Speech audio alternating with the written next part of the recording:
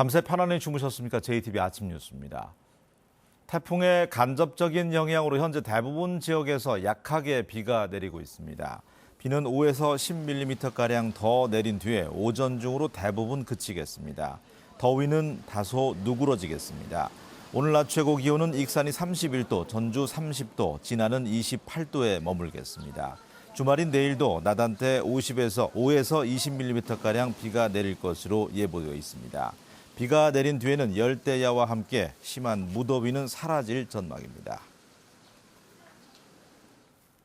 3.1운동 100주년에 최근에는 일본 제품 불매 운동까지 올해는 그 어느 때보다 일제잔재를 청산하려는 움직임이 활발한데요. 도내 곳곳에 남아있는 일제잔재 현장을 주혜인 기자가 둘러봤습니다. 일본의 전범기업 미쓰비시 창업자의 호에서 유래된 지명인 전주의 동산동. 이 이름이 해방된 지 74년 만에 여의동이라는 새 이름을 얻었습니다. 3.1운동 100주년 기념을 즈음해서 이번에 우리가 꼭 기필코 그 잔재를 없애야 되겠다 해서 추진을 하게 되었습니다. 하지만 아직도 일제의 찌꺼기는 곳곳에 남아 있습니다. 전라북도가 문인협회의 운영을 맡긴 전북문학관. 친일 인명사전에 이름을 올린 시인 서정주의 전시에 친일 관련 작품은 쏙 빠졌습니다. 여기 같은 경우는 막 수정을 계속 할 수가 없잖아요. 관장님 의견 들리고 학예자님 들리고 져달라고. 일제강점기 일본을 찬양하는 시를 여러 편 낸 시인 김혜강의 비석도 27년째 공원을 지키고 있습니다. 공원 입구에 들어서자마자 이렇게 바로 큼지막한 시비가 있는데요. 전주시에서 올해부터 철거를 추진하고 있지만 문인협회의 반발로 속도를 내지 못하고 있습니다. 교육 현장에도 일제식 용어가 남아 있습니다. 시정표와 시건장치, 납기와 절취선 등이 대표적입니다. 지금 딱 사회적 분위기도 그렇고 이제 일본 자체가 이제 우리나라에게 한 짓이 너무 심하고 사람들도 이제 대부분 싫어하는 쪽이잖아요. 그러니까 뭐 가능하면 바로는 불가능해도 조금 천천히씩이라도 없애가는 게 좋다고. 일제로부터 해방된 지 74년. 일본의 경제보복까지 더해진 상황에 일제잔재 청산에 속도를 내야 한다는 목소리가 높습니다. JTBC 뉴스 주혜인입니다. 이 가뜩이나 비좁은 인도를 나누어서 보행자와 자전거 이용자가 같이 쓰는 겸용도로 공사가 한창입니다. 자전거만 다니는 전용도로 개설은 주민들 반대 발목이 잡혀 있습니다. 하원호 기자가 취재했습니다. 보도블록을 걷어내고 경계석을 쌓는 공사가 한창입니다. 인도를 반으로 나눠 한쪽은 보행로, 한쪽은 아스콘 포장을 씌워 자전거 도로로 만드는 겁니다. 자전거 도로입니다. 자전거 도로 쭉 연결해서 저기 본병원 앞에 거기까지 하는 게 제 목적이에요. 폭이 4m도 안 되는 인도를 보행자와 자전거, 화단으로 나누다 보니 도로폭은 각각 1m 20cm에 불과합니다. 2.8km 구간을 이런 겸용도로로 만드는 데 들어가는 예산은 7억 5천만 원. 견혼로와 문화광장로도 이렇게 정비될 예정입니다. 기존 겸용도로의 사정은 어떤지 살펴봤습니다. 성인 2명이 걷기도 비좁은 인도지만 보행자와 자전거 겸용도로로 지정돼 있습니다. 비교적 최근에 만들어진 이 겸용도로는 폭은 넓지만 상가에서 내놓은 적치물에 전력 상자까지 길을 막고 있습니다. 보행자와 같이 가는 형태의 겸용도로는 이미 실패했다고 생각이 들고요. 자전거가 따로 이렇게 독립적으로 갈 수 있는 자전거 전용 차로나 전용 도로를 만들어야 된다고 생각합니다. 하지만 자전거 전용도로 개설도 쉽지 않습니다. 주민 반대 때문입니다.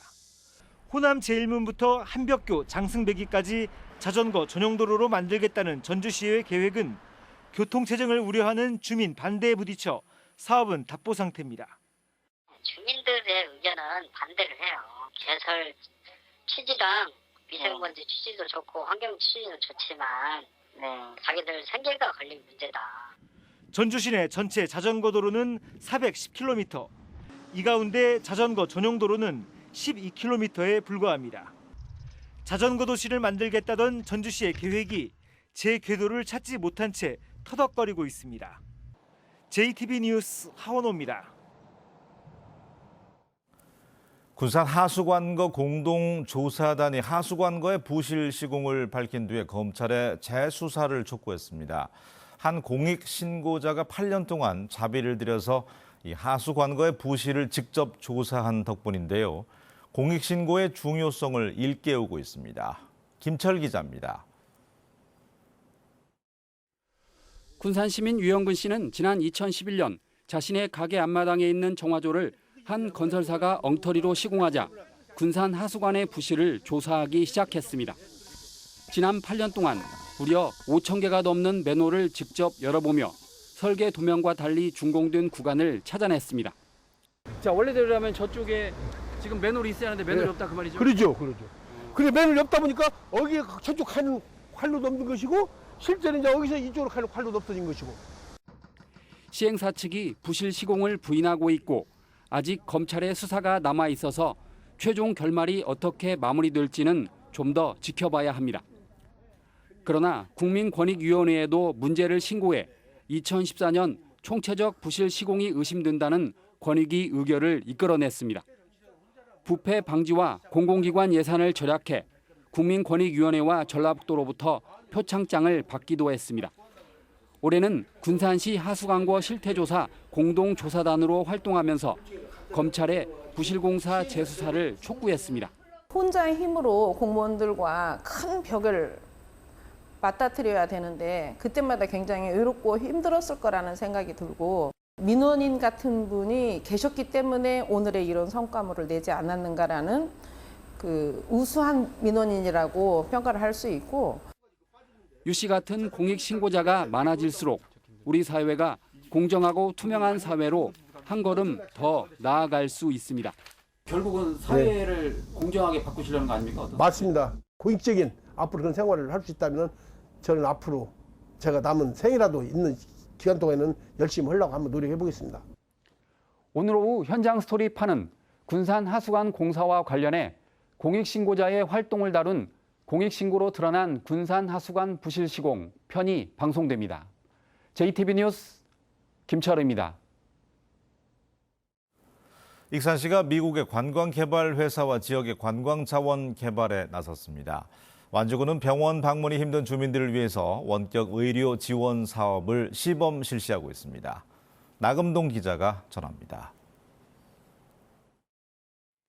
익산시가 미국 레거시 엔터테인먼트와 웅포 관광단지와 보석관광 테마단지 등 익산의 관광자원을 개발하기로 협약했습니다.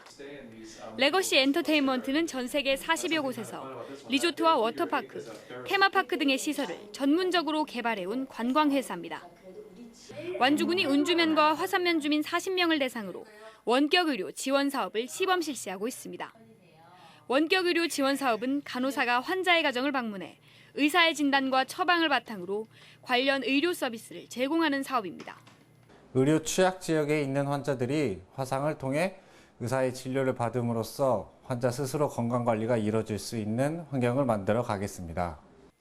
남원 570회관이 문화체육관광부와 한국관광공사가 주관하는 가볼만한 산업관광지 20선에 꼽혔습니다. 지난 2004년에 개관한 남원 570회관은 전국 57 목공예 대전 수상작품을 전시하고 57 교육과 체험 프로그램을 운영하고 있습니다. 거의 이제 제사 지낼 때 쓰는 용기였었는데 생활 식기적으로 해서 57과 목공예가 만나는 가장 현대적인 공간이라고 생각을 하면 될 거예요.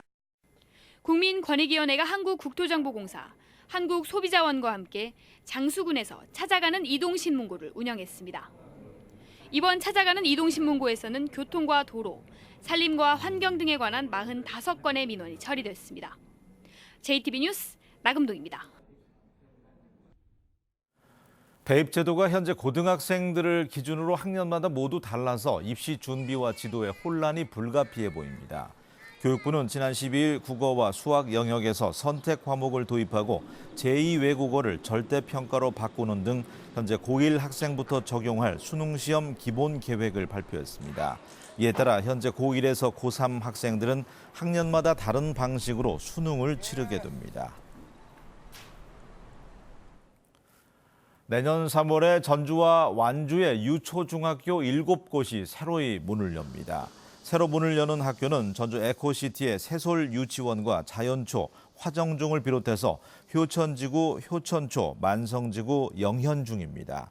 완주에서는 봉동읍 삼봉리에 있는 청환초가 둔산리로 이전 개교하고 삼례여중과 삼례중이 통폐합돼서 삼례중으로 새롭게 출발합니다.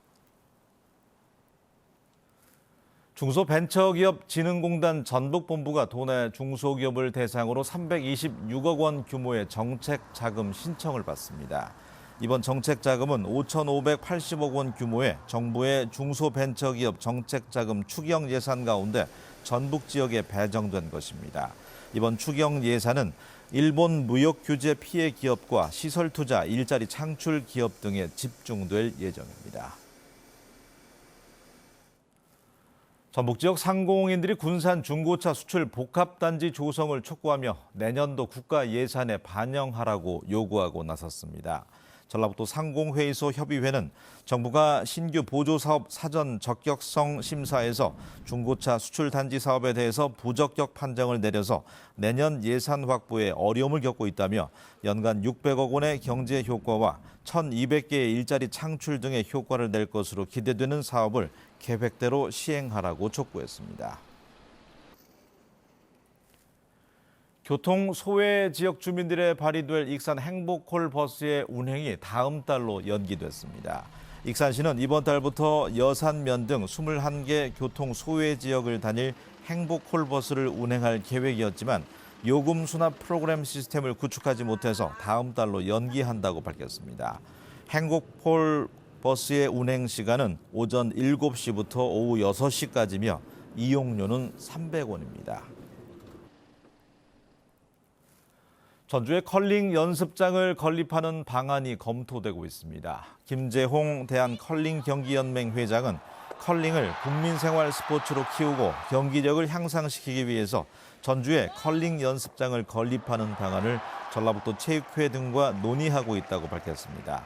전북에서는 전라북도와 전주여고, 전주 서곡중이 컬링팀을 운영하고 있습니다.